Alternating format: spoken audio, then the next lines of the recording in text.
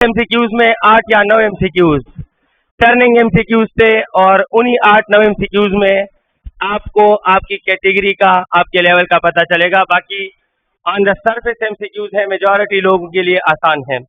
तो स्टार्ट करते हैं। और 125 physics discussion, okay sorry, physics discussion. और फिजिक्स डिस्कशन में हमारा पहला क्वेश्चन 127 से स्टार्ट होता है। 127 पे जो क्वेश्चन है उसका आइडिया ये है कि एक बॉडी है, उस बॉडी का मास 100 केजी है और उसका एक्सेलरेशन जो है वो 10 मीटर पर सेकेंड स्क्वायर है। फरमा क्या रहे हैं? फरमा रहे हैं that what is the rate of change of momentum. Rate of change of momentum का मतलब है delta P by T, delta P by delta T या डेल्टा पी बाई टी। तो rate of change of momentum force का दूसरा नाम है, जानते हो ना? Rate of change of momentum force का दूसरा नाम है। तो लफ्जों में दो का दिया गया है आपको। Rate of change of momentum mean force मांग रहे हैं और फोर्स होता है F is equal to ma, लिहाजा F is equal to 1000 newton. Correct option is option C, 128 for you. फरमा रहे हैं कि अगर एक बॉडी है, आपको बॉडी मेंशन की गई है और एक फोर्स F1 इस तरफ लग रहा है 10 न्यूटन, दूसरा फोर्स F2 इस तरफ लग रहा है 10 न्यूटन। बताओ इस डायग्राम में मौजूद फोर्स के बारे में कौन सा ऑप्शन ठीक है? ऑप्शन ए की तरफ आते हैं। क्या ये एक्शन और रिएक्शन है? नहीं। हर ऑप्शन के सही और गलत होने का रीजन है। तो why we are rejecting action and reaction? क्योंकि एक्शन और रिएक्शन एक बॉडी पे नहीं होते हैं। यहाँ एक बॉडी होने की वजह से two equal and opposite forces action और रिएक्शन नहीं है, एक बॉडी है। ऑप्शन ए गलत। अब ऑप्शन सी क्यों गलत है? कपल ऑफ फोर्स क्यों नहीं है? कपल ऑफ फोर्स में भी कितने फोर्सेस होते हैं? मुझे जवाब दे प्लीज। कपल ऑफ फोर्स में दो फोर्सेस, यहाँ भी दो हैं, उनका भी मैग्नीट्यूड इक्वल, इनका भी मैग्नीट्यूड इक्वल, उनका भी डायरेक्शन अपोजिट, इसका भी डायरेक्शन अपोजिट। फिर कपल की कैटेगरी पे पूरा क्यों नहीं उतरते? क्योंकि couple of force angular acceleration पैदा करते हैं और इस वक्त इस डायग्राम में मेंशन फोर्सेस एंगुलर एक्सेलरेशन पैदा नहीं कर सकते। तो बेशक दो फोर्सेस हो, इक्वल हो, अपोजिट हो, लेकिन जब तक वो एंगुलर एक्सेलरेशन का जनरेशन ना करे तब तक वो कपल ऑफ फोर्स नहीं होते। अब एक ही ऑप्शन रह गया बी। वो क्यों ठीक है? क्योंकि हम जानते हैं, सुन रहे हो ना, हम जानते हैं डियर स्टूडेंट, दो वेक्टर्स हो, मैग्नीट्यूड में इक्वल हो, डायरेक्शन में अपोजिट हो, तो उन्हें नेगेटिव वेक्टर्स कहते हैं। इट मींस कि अगर दो velocities equal in magnitude opposite in direction तो नेगेटिव वेलोसिटीज, दो forces equal in magnitude opposite in direction then they are called negative forces. बस लास्ट बार फिर सुने रीजन। दो vectors magnitude equal direction opposite, they are called negative vectors. तो दो acceleration magnitude equal opposite direction are called negative acceleration. दो velocities equal magnitude opposite direction are called negative velocities. दो momenta equal magnitude opposite direction are called negative momenta. तो दो forces equal magnitude opposite direction are called negative forces. तो correct answer है negative forces और correct option क्या है शाबाशे? B है। 129 for you. Let me proceed. और 129 आपके लिए फरमा रहा है कि एक इंक्लाइन प्लेन पर दो बॉडीज एक साथ नीचे आ रही हैं। ये इंक्लाइन प्लेन है। मैं रीजन बताऊंगा हर ऑप्शन के गलत और ठीक होने का, आपने रीजन पे ध्यान देना है। एक बॉडी M1 है, एक M2 है, दोनों बॉडीज जो है वो एक ही इंक्लाइन प्लेन पर नीचे आ रही हैं। तो इस मोशन में कौन सी चीज जरूरी है कि सेम हो? तो क्या मास जरूरी है कि सेम हो? आप कहे नहीं सर, क्या कह रहे हो सकता है पहली वाली बाडी 2 kg की हो और पीछे आने वाली बाडी 100 kg की हो। इट मीन मास में भी डिफरेंट। तो मास सेम हो, गलत है। क्या वेट मास पे डिपेंड करता है? W is equal to mg का नाम कहीं सुना है?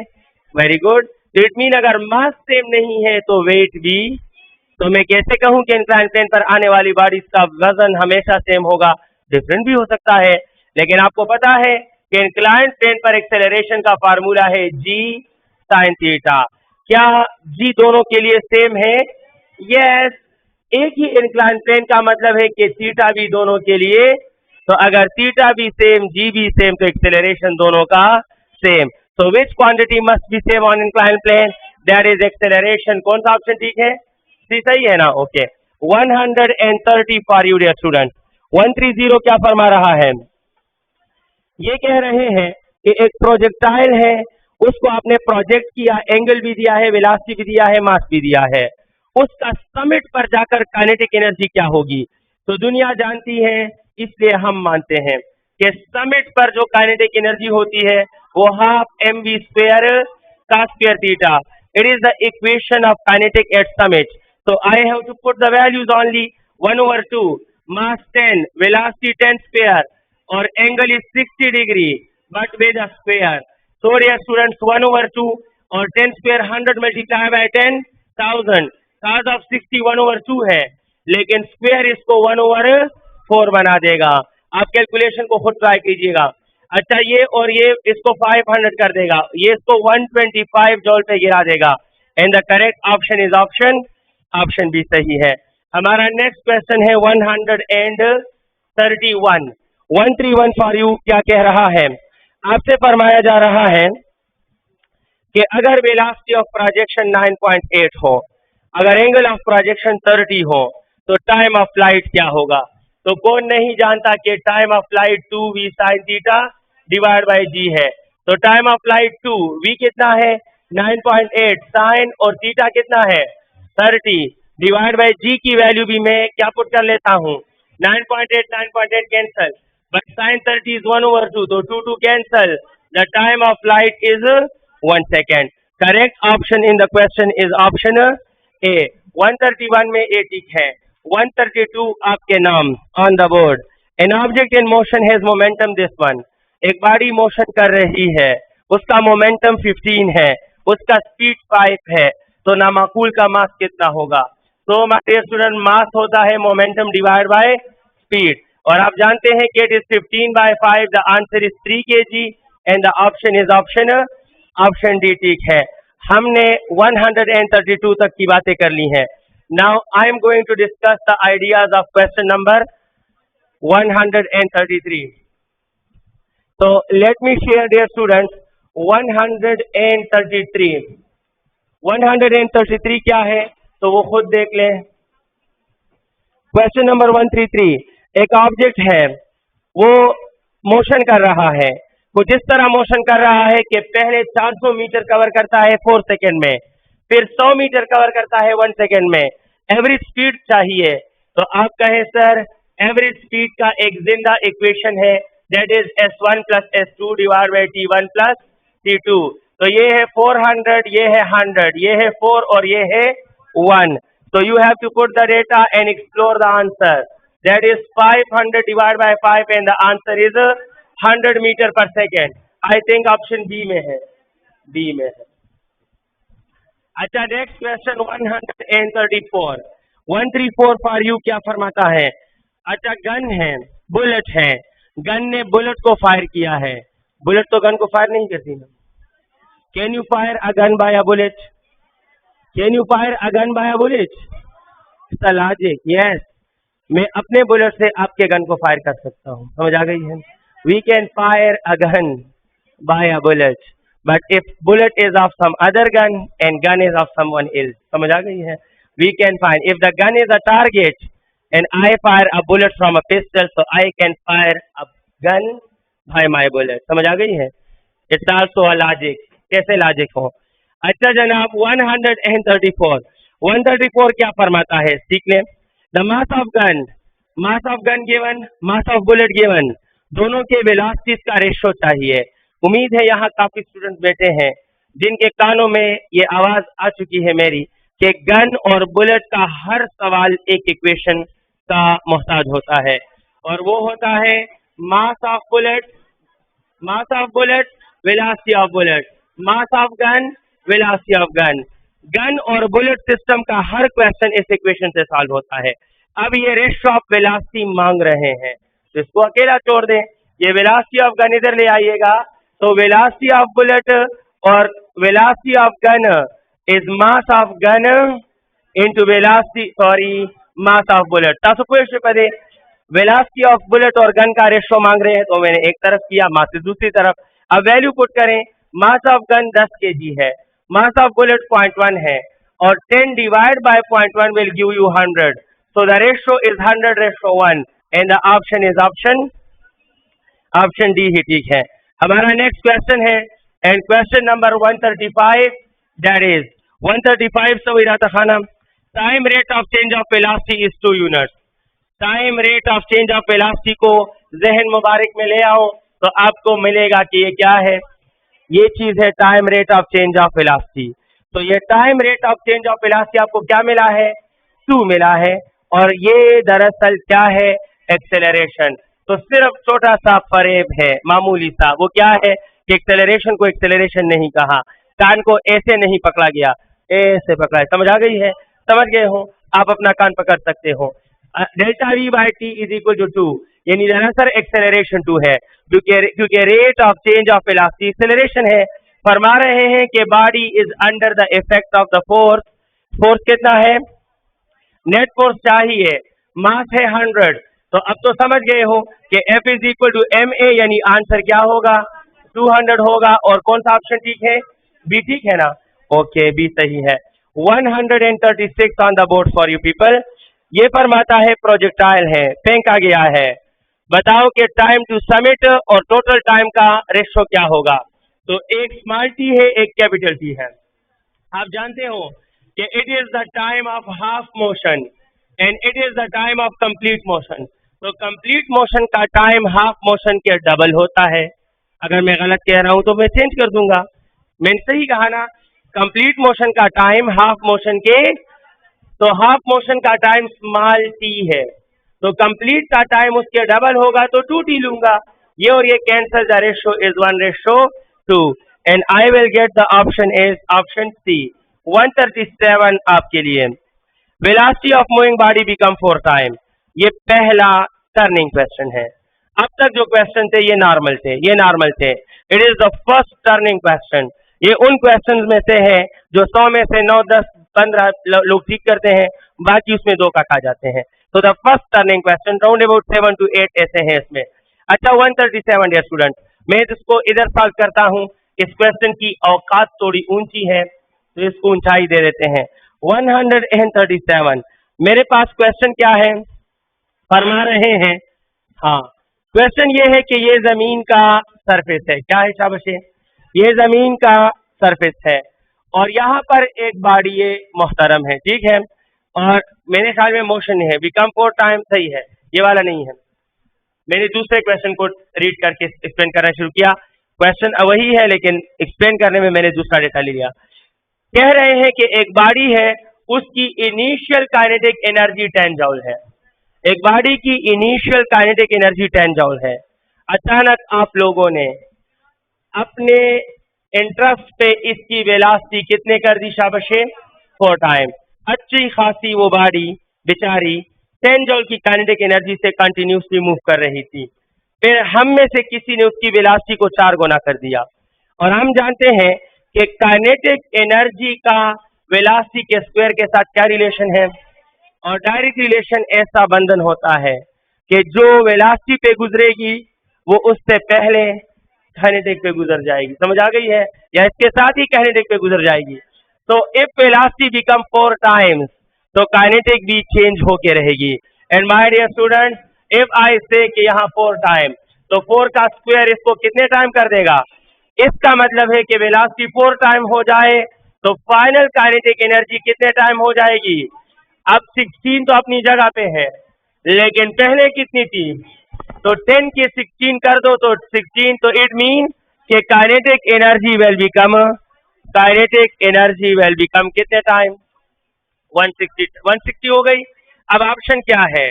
इन्होंने देखो क्वेश्चन को देखो ना, इसलिए तो कह रहा हूं क्वेश्चन अच्छा है। इनिशियल काइनेटिक 10 दिया, आप समझ गए। फिर मोशन करती हुई बॉडी की वेलोसिटी हमने 4 टाइम बढ़ा दी, जिससे काइनेटिक 16 टाइम बढ़ गई, और 16 टाइम बढ़ने का मतलब है 10 से 160 हो गई। मैंने पूछा होता what is the kinetic energy, 160 पे टपक पड़ते, समझ आ गई है। लेकिन मैंने कहा what is the gain in kinetic energy. और डू यू नो एनर्जी क्या है? स्केलर है। बोले साहब बच्चे, स्केलर है, और स्केलर का गेन होता है फाइनल माइनस इनिशियल, और स्केलर का लॉस होता है इनिशियल माइनस, अगर कहीं लॉस का जिक्र होगा तो इनिशियल माइनस फाइनल, गेन का जिक्र होगा तो फाइनल। अब आप कहोगे सर आपने तो गेन मांगा है, वरना हम 60 आंसर दे रहे थे, और गेन होता है kinetic final minus kinetic initial, तो 160 minus 10 and the answer is, और चमकता दमकता ऑप्शन ए ठीक है। समझ आ गई है? ऑप्शन ए 150 जो सही है। हमारा नेक्स्ट क्वेश्चन है डियर स्टूडेंट, और ये है 136 please. Question under discussion is 136, a projectile. जी जी फरमाइए। शुभ 135 में खा जा से वाई मैं किस गलती में होकर मुसलमानों 138 में तो तोबा निकालने वाला था कि कहीं अच्छा 138 प्लीज। 138 क्या कहता है? The change in kinetic energy of a body on moving horizontal surface. आपको पता है वर्क के 3 केसेस हैं। कितने केसेस हैं? गोरी दीपेश गोरी, मैं चाहूं इस पे 3 तरह का वर्क कर सकता हूं।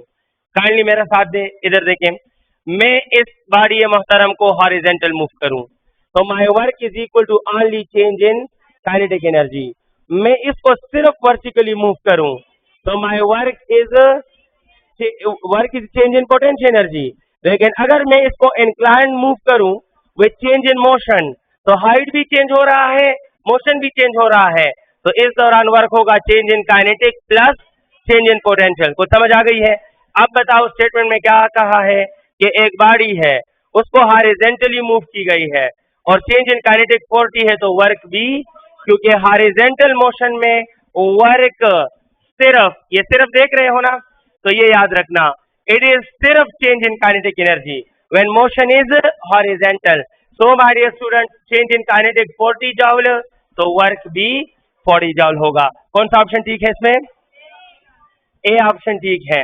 ओके डियर स्टूडेंट्स 139, और 139 क्या है? ये है जनाब आला ए फ्रिक्शन इज 5 न्यूटन। फ्रिक्शन दिया है, डायग्राम दिया है, तो आप डायग्राम को देखे मैं नहीं बना रहा हूं। याद रखना dear students when you have no idea of friction तो there is a simple form of work F S cos theta, सही था। But when you have information of friction then the work modified form will be F cos theta minus friction multiplied by displacement.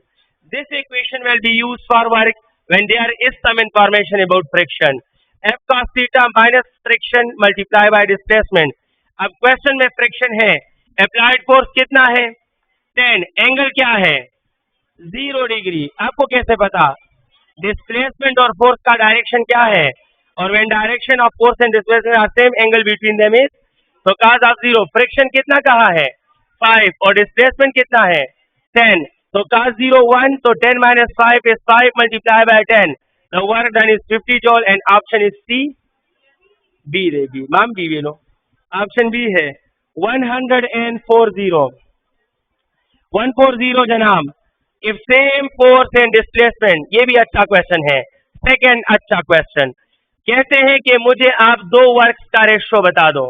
आप मुझे सुन रहे हो या मुझे सुना रहे हो?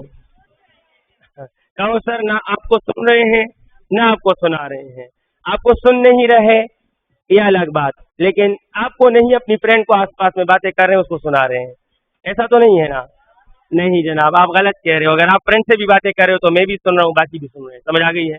तो चलो हम खामोशी से आप मेरी बात सुने, और मैं आपको क्वेश्चन पढ़ा रहा हूं। Question number 140, work 1 by work 2 का रेशो चाहिए। अब हर वर्क में 3 चीजें होती हैं, फोर्स, डिस्प्लेसमेंट और cos of theta. Force, displacement और cos ऑफ थीटा। स्टेटमेंट के आगाज में अच्छे अल्फाज में क्या लिखा है कि फोर्स और डिस्प्लेसमेंट क्या है? सेम है, लिहाजा इसका एफ एस और इसका एफ एस कैंसिल हो जाता है। अब कहा गया कि पहले वर्क में एंगल 30 है, दूसरे वर्क में एंगल, तो अब इसको कैंसिल ना कीजिए, ये cos ऑफ 30 और ये cos of 60। cos of 30 is 0.866 और cos ऑफ 60 1/2। ये 2 पर जाके मल्टीप्लाई कर दो तो मल्टीप्लाई बाय 2 1.732 और correct option is option option C सही है। हमारा क्वेश्चन ऑफ डिस्कशन आया है इस वक्त,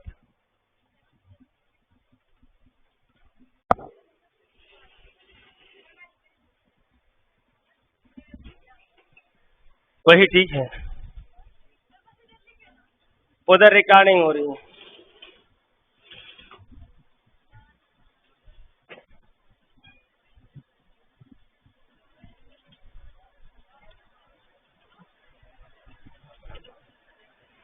अच्छा डियर स्टूडेंट प्लीज, कौन सा क्वेश्चन डिस्कस किया हमने? हाँ, तो 141 on the board please. Kindly focus here. The question is, the velocity of a moving object become double. What will be the increase? Increase किसे बोलते हैं? Gain को. So once again you have not to provide the answer of kinetic energy. You have to provide the answer of final minus, because increase भी gain को कहते हैं। समझ आई है? अब क्वेश्चन का आइडिया क्या है? आइडिया है कि वेलोसिटी v है तो काइनेटिक एनर्जी क्या है? E। और ये कौन सी काइनेटिक एनर्जी है? इनिशियल। फिर आपने वेलोसिटी को क्या कर दिया? डबल।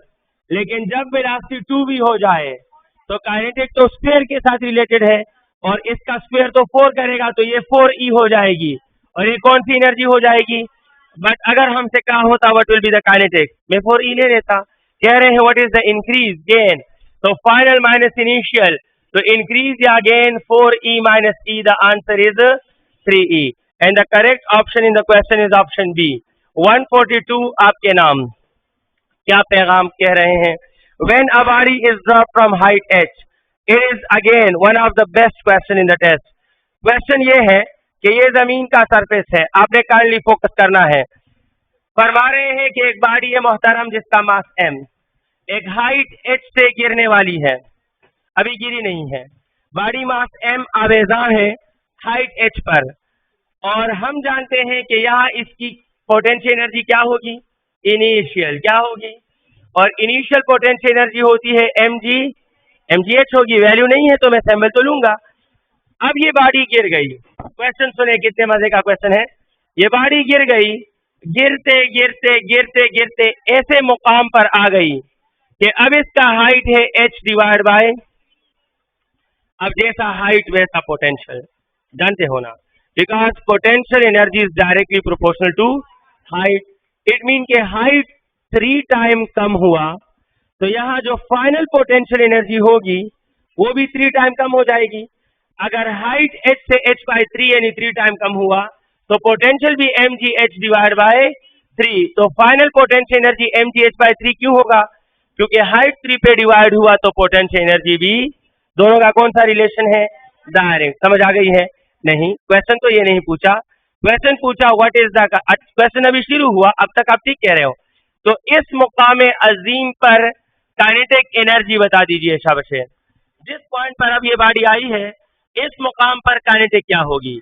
तो बस एक छोटा सा लॉजिक इस क्वेश्चन का सलूशन है। जब बॉडी, मुझे जवाब चाहिए प्लीज, जब कोई बॉडी ऊपर से नीचे आ रही है तो इसमें जो काइनेटिक आ रही है वो कहां से आ रही है? पोटेंशियल कहना हराम है, ममनू है। समझ आ गई है? तो क्या कहोगे? Loss in potential. जितना पोटेंशियल में लॉस उतनी काइनेटिक। अगर यहां से यहां तक पोटेंशियल 50 जॉल लॉस हो गई तो वही 50 जॉल क्या बन गई? तो during free fall kinetic is equal to the loss of potential. तो मैं यहाँ काइनेटिक बताऊंगा तो मैं कहूंगा, क्या कहूंगा? मैं कहूंगा it is loss of potential. और क्या कहा था कि एनर्जी का गेन हो तो फाइनल माइनस इनिशियल, लेकिन एनर्जी का लॉस हो तो इनिशियल माइनस फाइनल। तो therefore potential energy initial minus potential energy final. Initial क्या है? mgh, फाइनल क्या है? mgh बाय 3, एलसीएम 3 होगा, ये 3 mgh माइनस mgh, तो the answer is 2 mgh divide by, and the correct option is option, इसमें भी सी ठीक है। हमारा नेक्स्ट क्वेश्चन है 143। 143 आपके नाम क्या कह रहा है? Change in momentum of a moving body is this one. अगर फोर्स भी इतना हो तो टाइम ऑफ कांटेक्ट कितना होगा? आप जानते हैं कि फोर्स होता है डेल्टा P बाय T। हमें क्या चाहिए? टाइम चाहिए। तो T is equal to delta P by F। ये भी 100 है, ये भी 100 है, तो टाइम ऑफ कांटेक्ट क्या होगा? 1 सेकेंड। एंड कौन सा ऑप्शन ठीक है डियर स्टूडेंट्स? हाँ, चमकता दमकता ऑप्शन ए ठीक है। और हमारा next question 144 on the board. ये क्या फरमा रहा है? When a body is moved along a square path, तो स्क्वायर पाथ क्लोज पाथ है या नहीं है? और क्लोज पाथ पे डिस्प्लेसमेंट क्या हो जाता है? और जहां डिस्प्लेसमेंट जीरो हो जाए वर्क क्या होता है? और आपने पढ़ा था कि gravitational field is a conservative field, और कंजर्वेटिव फील्ड में क्लोज पाथ पे वर्क क्या होता है? तो इन्होंने स्क्वायर मेंशन किया है, but square is a close path, और क्लोज पाथ पे वर्क डन क्या होता है? Because gravitational field is a conservative field, और हर कंजर्वेटिव फील्ड में क्लोज पाथ पे वर्क डन क्या होता है? जीरो। तो इसका करेक्ट ऑप्शन क्या है? मुकद्दस सी है। समझ आ गई है? ओके जनाब, हम नेक्स्ट क्वेश्चन 145 पे बात करने वाले हैं। और 145, what is the displacement of summit when height and range are 1 metre and 2 metre respectively? तो मैं प्रोजेक्टाइल बनाने वाला हूं। It is also one of the good question, और मैं कह रहा हूं कि ये प्रोजेक्टाइल मोशन है। इंफॉर्मेशन ये है कि हाइट आपको 1 मीटर मिला है, ये टोटल रेंज आपको 2 मीटर मिला है। फरमा क्या रहे हैं? डिस्प्लेसमेंट। तो displacement is a straight line. क्या होता है? इट मीन कोई स्ट्रेट लाइन मालूम करके हमने देनी है। जब भी कहे डिस्प्लेसमेंट तो we have to provide the information of a straight line, लेकिन हर पॉइंट का अपना अपना डिस्प्लेसमेंट होता है। किसका डिस्प्लेसमेंट? समिट का। तो इट मीन के इनिशियल पॉइंट से समिट तक जो स्ट्रेट लाइन है, this line is called displacement of summit, और यही हमें बताना है। तो कॉमन सेंस है आप में, ये परपेंडिकुलर है और 1 मीटर है, और ये बेस की 1 मीटर है या नहीं है? क्योंकि अगर टोटल 2 मीटर है तो हाफ कितना होगा? तो परपेंडिकुलर आपके नाम, बेस आपके नाम, आप डिस्प्लेसमेंट मेरे नाम कर दें। समझ आ गई है? तो डिस्प्लेसमेंट क्या होगा? 1 square plus 1 square, base square plus perpendicular square. तो under the root 2 and the answer is 1.4। Correct option क्या है शाबाश?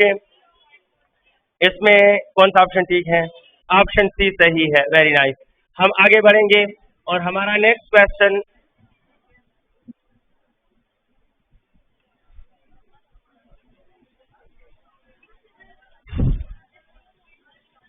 Number 146 please let me discuss it. When 100 kg body hits, ये एक अच्छा खूबसूरत केस ऑफ कोलिजन है। आप काइंडली बातें ना करें।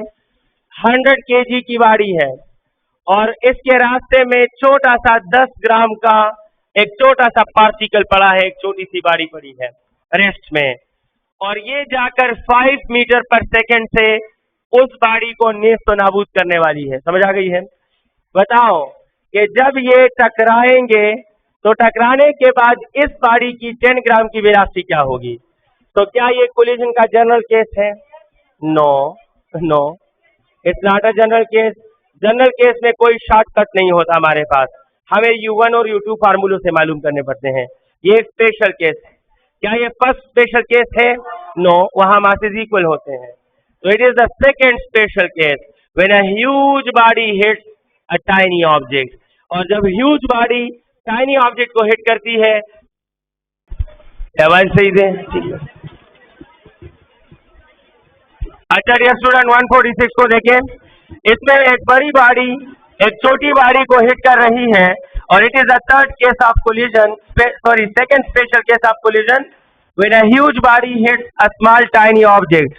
तो ह्यूज बॉडी के मोशन में कोई चेंज नहीं आता, लेकिन छोटी बॉडी एडॉप्ट डबल स्पीड। तो ये 5 से आ रही है, लिहाजा ये एडॉप्ट करेगा 10। एंड 146 में ऑप्शन डी ठीक है। 147 में कह रहे हैं कि इनिशियल मोमेंटम ऑफ ऑब्जेक्ट 2 है, फाइनल मोमेंटम 10 है, time of change of momentum 2 है, इम्पल्स क्या होगा? ज्यादातर स्टूडेंट टाइम को इस्तेमाल करने की कोशिश करेंगे, क्योंकि उन्हें लगता है कि जो डेटा में दिया होता है उसे यूज करना लाजिम होता है, वाजिब होता है। समझ आ गई है? अगर उसको यूज ना करो तो जहन्नुम वाजिब हो जाती है। तो स्टूडेंट ये गलत है। यहाँ टाइम सिर्फ अ फैक्टर ऑफ कंफ्यूजन है, सिर्फ कंफ्यूजन डेवलप कर रहा है। आपको सिर्फ इतनी सी बात याद रखनी है कि इम्पल्स चेंज इन मोमेंटम का दूसरा नाम है, इम्पल्स चेंज इन मोमेंटम का।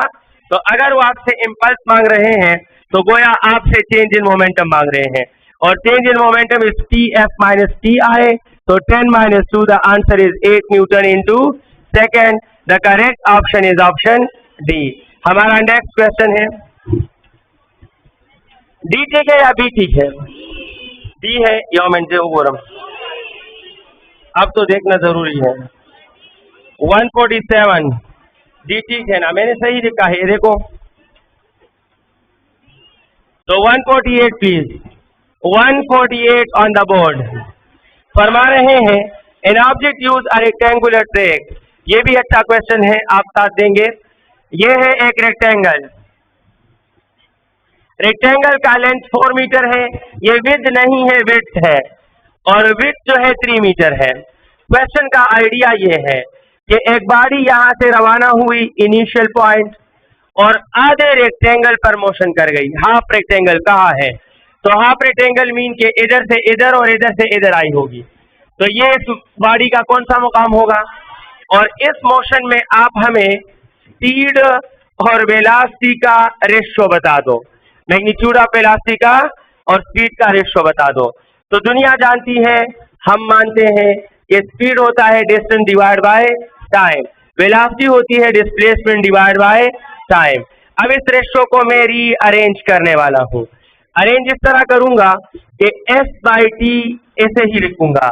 जब रेशियो को मल्टीप्लाई बना दूं तो ये t बाय एस बन जाएगा। तो t और t it mean s by S arrow, ये हमारा रेशियो है।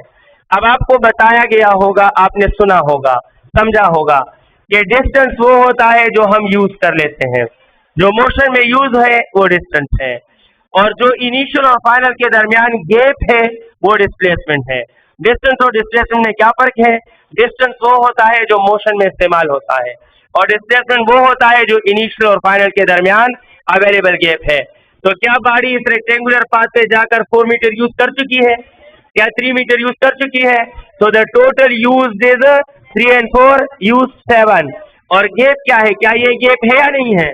तो ये हाइपोटेन्यूज है, और it is equal to 4 square plus 3 square under the, लिहाजा इससे क्या आता है? 5। तो the ratio is 7:5 and the correct option is option, इसमें डी ठीक है। हमारा क्वेश्चन नंबर 149 में क्या फरमाया जा रहा है? 746 वाट का मशीन है, 10 सेकेंड तक चलता रहा, कितनी एनर्जी बर्बाद कर गया? सो डियर स्टूडेंट, पावर आपको कितना दिया है? 746 वाट। देखो इसी से किस तरह आंसर निकाल रहा हूं, आप मुलाहिजा करें। कैलकुलेशन भी है, बट उससे अच्छा ये है 746 वाट को जॉल्स और सेकेंड में स्प्लिट कर दो, तो 746 अपनी जगह पर सही, और वाट होता है जॉल divide by second, जॉल divide by second.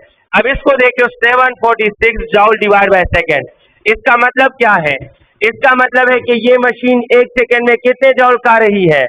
ये 1 सेकेंड में 746 जॉल का रही है। तो 2 सेकेंड में इसको डबल कर दो, 3 सेकेंड में इसको 3 टाइम कर दो, 4 सेकेंड में इसको 4 टाइम कर दो, 5 सेकेंड में इसको 5 से मल्टीप्लाई करो। आपसे कितने सेकेंड बाद कह रहे हैं? इट मीन कि 1 सेकेंड में 746 जॉल, तो 10 सेकेंड में 746 मल्टीप्लाई बाय 10 यानी 7460 जॉल, and the correct option is option D सही है। 150 आपके लिए। मैं ये हैरान हूं कि इधर बैठने वाले और इधर बैठने वालों को कैसे नजर आता है? ये तो फिर भी ठीक है, लेकिन कैसे नजर आता है? यही तो कह रहा हूँ। तो ये जो खाली कुर्सियां पड़ी हैं सामने, इधर क्यों नहीं बैठते? अच्छा ठीक, कोई बात नहीं, फिर मैं गलत हूँ, फिर मैं गलत फहमी में हूँ कि मुझे लगा आप अभी बेवकूफ़ हैं, लेकिन माशाल्लाह आप ठीक हैं, आप मजबूर हैं, बेवकूफ़ नहीं है बल्कि इधर बैठने पर मजबूर है। तो डियर स्टूडेंट्स 150 डियर स्टूडेंट्स, हमारे पास क्वेश्चन है 150। If the displacement time graph for body is horizontal line parallel to time axis, ये टाइम है, ये डिस्प्लेसमेंट, और आपको डिस्प्लेसमेंट टाइम ग्राफ ऐसे मिला पैरेलल टू टाइम एक्सिस, ये बॉडी के बारे में क्या इंफॉर्मेशन देता है? तो मुझे बताएं, क्या डिस्प्लेसमेंट पोजीशन शो करता है? यस या नो? यस, हर डिस्प्लेसमेंट एक पोजीशन शो करता है। तो अगर ये डिस्प्लेसमेंट का एक्सिस है तो इसका हर पॉइंट एक पोजीशन है, इसका हर पॉइंट एक, तो ये भी बॉडी का क्या है? पोजीशन है। क्या है शाबाश? इट मीन्स के हॉरिजॉन्टल ग्राफ हमें बता रहा है कि टाइम तो गुजर रहा है लेकिन पोजीशन में कोई चेंज, और अगर पोजीशन में चेंज नहीं आ रहा तो गाड़ी ये मोहतरम किस हालत में है, और रेस्ट मीन की उसकी वेलोसिटी क्या होगी। अगर ये मोशन में होती तो पोजीशन या ऑरिजिन के करीब आ जाता वक्त के साथ साथ, या ऑरिजिन से दूर जाता, लेकिन वक्त के गुजरने के साथ पोजीशन अपनी जगह पे बरकरार है। इट मीन के it is the graph indicate that जिस बॉडी के लिए ये बना है, the body is not changing its position with respect to time, लिहाजा the body must be at rest and velocity must be 0। हमारा 157 नंबर क्वेश्चन, और 156 में हमारे क्वेश्चन का आंसर क्या था शाबाश? दसो पदा 150, ओहो 150 में क्या था? सीटी को 151 अब डिस्कशन में है। बॉडी एट रेस्ट, ठीक है, is acted by a force of 20 newton for 2 second, mass is 2 kg, what is the distance covered. जब भी बॉडी रेस्ट से स्टार्ट ले ले तो डिस्टेंस होता है half 80 square, the distance is half 80 square. ये तब इस्तेमाल करना जब रेस्ट से स्टार्ट हो, अगर रेस्ट से स्टार्ट ना हो तो पूरा equation h is equal to VIT plus half 80 square, लेकिन रेस्ट से स्टार्ट मीन इनिशियल 0 है तो VIT वाला हिस्सा आप स्किप कर सकते हो। अब पुट करें s, हाफ की जगह हाफ, एक्सेलरेशन की जगह फोर्स डिवाइड बाय मास, और टाइम की जगह t square, half force 20 mass 2 time 2 square, 2 और 2 it mean the distance covered is 20 metre. समझ आ गई है? एंड हेंस 151 में हमारा करेक्ट ऑप्शन होगा ऑप्शन ए, ठीक है। नेक्स्ट क्वेश्चन है 152 आपके लिए on the board. When force on object is increase 4 times, ये भी बहुत अच्छा खूबसूरत क्वेश्चन है। फर्स्ट करो इनिशियल फोर्स F है तो इनिशियल एक्सेलरेशन क्या होगा? A। जब फोर्स F तो एक्सेलरेशन A,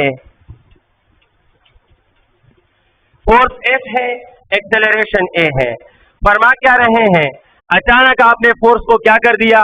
4 टाइम कर दिया, और जैसा फोर्स वैसा एक्सेलरेशन। तो अगर आपने फोर्स को 4F कर दिया तो एक्सेलरेशन क्या हो जाएगा?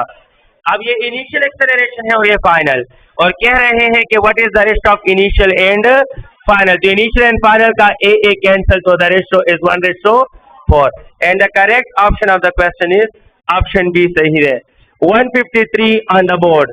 फरमा क्या रहे हैं इस क्वेश्चन में, we have an object moving on horizontal surface such that acceleration is uniform. तो आपसे कहा कि एक्सेलरेशन यूनिफॉर्म है। यूनिफॉर्म को फिजिक्स की दुनिया में संगा एक क्वेश्चन छोड़ दिया, ठीक है, पंदा लाए हो अपने साथ, लटक जाओ इधर या नहीं, माफ कर दोगे? माफ कर दोगे, थैंक यू वेरी मच। तो पहले ये डिस्कस कर लेते हैं, फिर अगला, फिर जो छोड़ दिया उसको डिस्कस कर लेते हैं। ये है 154, तो मैं पहले 154 डिस्कस कर रहा हूँ। 153 रह गया सुनने वालों और देखते अंक को, तो देखिएगा। We have an object moving on horizontal surface with uniform. 154 discuss को खाना 154 में है कि एक्सेलरेशन यूनिफॉर्म है, और यूनिफॉर्म मीन एक्सेलरेशन कांस्टेंट है, और एक खूबसूरत वजीफा है जिसको एक बार पढ़ने से 10 नेकियां मिलती हैं, और बार बार पढ़ने से आप पे जन्नत वाजिब हो जाएगी। समझ आ गई है? और वो है जैसा फोर्स वैसा एक्सेलरेशन। अगर एक्सेलरेशन कांस्टेंट है तो फोर्स भी कांस्टेंट होगा। इट मीन करेक्ट ऑप्शन क्या है? ए है। ए का ना, हाँ। अच्छा 153 ये वो जुर्म है जो मैंने अभी थोड़ी देर पहले सरदर्द किया, अजाला कर रहा हूँ dear student. 153 what is the speed of object for which is kinetic energy is double of momentum. ये बहुत अच्छा क्वेश्चन है, सिंपल है, लेकिन ये आइडिया पास पेपर में काफी टच है। कह रहे हैं कि kinetic energy double of momentum है, kinetic energy double of momentum है। आप बताइएगा वेलोसिटी क्या होगी? तो half mv square is double of mv। तो बताएं शाबा, m और m कैंसल, एक p के साथ कैंसल, ये 2 इधर जाएगा तो v is equal to 4 meter per second, and the correct option of the question is option D. 153 बाद में किया, 154 पहले किया, उम्मीद है आप समझ गए। हमारा नेक्स्ट क्वेश्चन है 155 on the board under discussion dear student. एक बॉडी है, उसको हॉरिजॉन्टली डिस्प्लेस किया है, तो वर्क डन क्या होगा? स्टार्ट में बताया था, इस पेज पे वर्क किया था। Horizontal work is change in kinetic, vertical work is change in potential. If it is horizontal तो work done is equal to सिर्फ और सिर्फ change in kinetic energy, and hence the correct option में option A है। I have to discuss question number 146 for you, and 146 for my 156 sorry, हाँ 156. Momentum of 2 kg body is this one. Its kinetic energy will be. तो जनाब आला momentum और kinetic energy का ये equation समझ आ गई है, ये इक्वेशन हर कोई जानता है।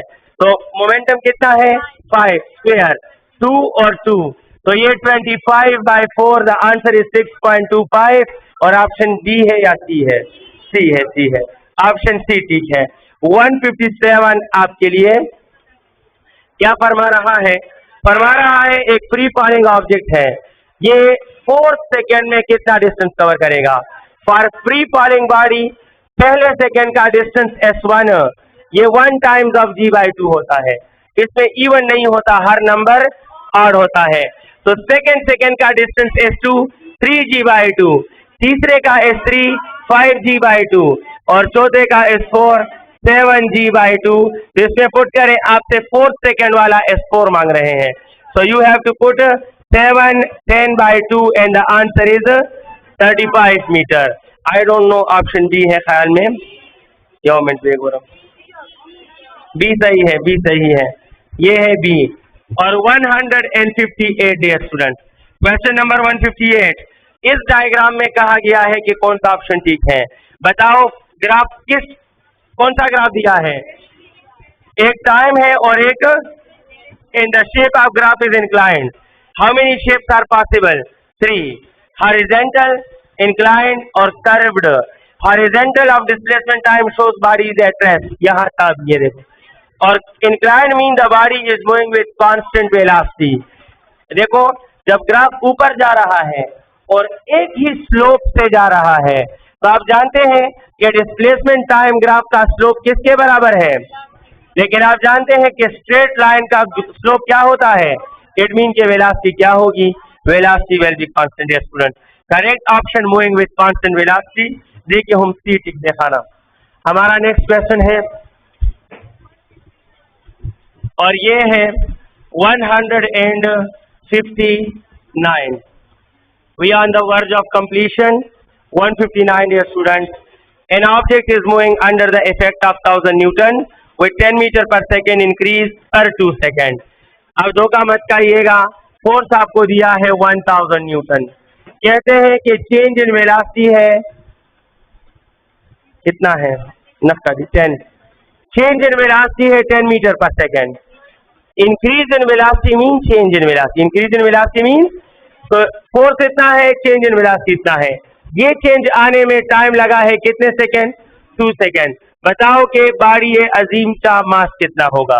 तो dear student, F is equal to ma जानते हो, और आप F की जगह 1000 लिखो, मास आपको चाहिए acceleration delta v by t, इधर आएगा डेल्टा v इधर आएगा, तो 1000 multiply by t by delta v is equal to mass. ये इसके बराबर है या इसके बराबर है? एक ही तो बात है। लिहाजा मास, फोर्स की जगह 1000, टाइम की जगह 2, डेल्टा v की जगह 10 देना सर जी, हाँ ना। मास इज इक्वल टू ये इसके साथ, हाँ 200 kg, और करेक्ट ऑप्शन डी है, डी है, बी है, बी 1 kg। हाँ यही है ना, हाँ डायरेक्ट यही ले सकते हो, delta v by T acceleration ले लो, इधर मालूम करो या इधर मालूम करो, एक ही बात, आंसर तो सेम आएगा। 160, पहले एक्सेलरेशन मालूम करो, फिर F is equal to ma में पुट करो, ये भी बेहतर है, बल्कि बहुत बेहतर है। हमारा नेक्स्ट क्वेश्चन है 160, इस बॉडी पर एक्सेलरेशन कितना होगा? तो 10 kg की बॉडी है, 200 न्यूटन उसको इस तरफ खींच रहा है, 150 न्यूटन इस तरफ। एक्सेलरेशन के लिए नेट फोर्स चाहिए, and forces are in opposite direction, तो नेट फोर्स उनके सब्ट्रैक्शन के बराबर होता है। तो आप कहोगे sir A is equal to net force divide by mass, but चूंकि अपोजिट डायरेक्शन है तो सब्ट्रैक्शन होगा, तो 200 माइनस 150 डिवाइड बाय मास कितना है? 10, तो it is 50 by 10 and the answer is 5। Correct option क्या है? बी है। 161 dear student, 161 second last question. एक पत्थर को आप 20 मीटर पर सेकेंड से फेंक चुके हो, इसमें भी मामूली सा धोखा है और इस मामूली से धोखे पे वेरी गुड, अगर आप डॉज खा गए तो आपका एक नंबर जाया हो गया। सो 60 डिग्री दिया है लेकिन वर्टिकल के साथ, और प्रोजेक्टाइल मोशन में हर फार्मूले में जो एंगल है वो एक्स एक्सिस के साथ है।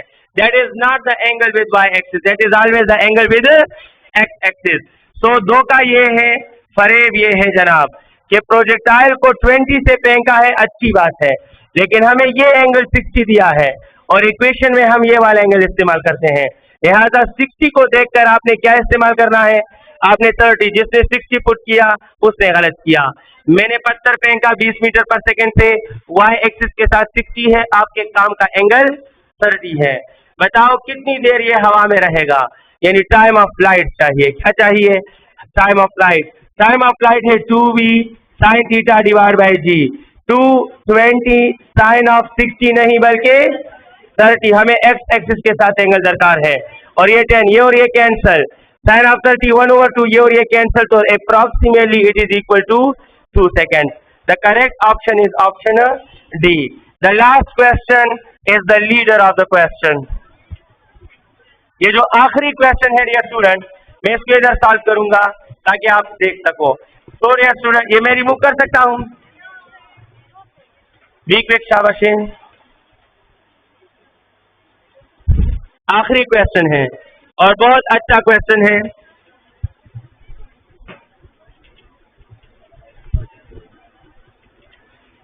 इस सेशन का, इस टेस्ट का 162, यानी कौन सा question? The last question physics portion. इसका आइडिया सीखे प्लीज। ये जमीन का सरफेस, समझ आई है? ये जमीन का सरफेस, यहाँ एक बॉडी है और उस बॉडी का मास m है। क्या है? मास 10 है, सॉरी, कितना है? मास 10 kg है, और वो 100 मीटर की हाइट पे मौजूद है। तो मौजूद मीन के ये कौन सी वैल्यू है? इनिशियल। बोले शाबाश, initial, initial, good. Initial potential energy क्या होगी? तो आप कहोगे सर इनिशियल पोटेंशियल एनर्जी है mgh, मास 10, g10, हाइट 100, तो ये 10,000 जॉल बनता है। यानी इस वक्त इस बॉडी में टोटल एनर्जी कितनी है? 10,000 जॉल। आप क्वेश्चन को समझे, one of the most important question. फिर हमने इस बॉडी को गिरा दिया, ये बॉडी गिर रही है, गिर रही है, गिर रही है, और आ गई है 25 मीटर पर। बस मुझे पलक झपकते में बता दो कि ये 25 मीटर हाइट 100 मीटर से कितने टाइम्स कम है? 4 टाइम्स। यानी 100 4 पे डिवाइड हो जाए तो क्या बन जाए? इसका मतलब है कि इस मुकाम तक हाइट 4 टाइम्स कम हुआ। आपने मेरा जुमला सुना? इस मुकाम पर आकर हाइट 4 टाइम्स, और जैसा हाइट वैसी पोटेंशियल। इसका मतलब ये है कि यहाँ पोटेंशियल एनर्जी की वैल्यू क्या होगी? Total energy divide by 4। तो 10,000 को 4 पे डिवाइड करो, यू विल गेट 2000। एंड देखो जरा, हाइट 4 टाइम कम हुआ तो पोटेंशियल भी 4 टाइम, तो 10,000 को 4 पे डिवाइड करो, तो इधर पोटेंशियल की वैल्यू क्या होगी प्लीज? पोटेंशियल की वैल्यू होगी 2500 जॉल। अच्छा, इस मुकाम पर काइनेटिक एनर्जी कितनी होगी? तो आप कहोगे सर क्वेश्चन नंबर 6 था कि 7 था, डोंट नो, वहां से आया कि नीचे आते हुए kinetic is always equal to the loss in potential. और बताओ पोटेंशियल कितनी थी? 10,000, कितनी बन गई? तो लॉस कितना आया? 7,005, और जो लॉस इन पोटेंशियल हो वो काइनेटिक है। तो इस मुकाम पर काइनेटिक है 7,000, और कह रहे हैं कि इस मुकाम पर दोनों का रेशो बता दो।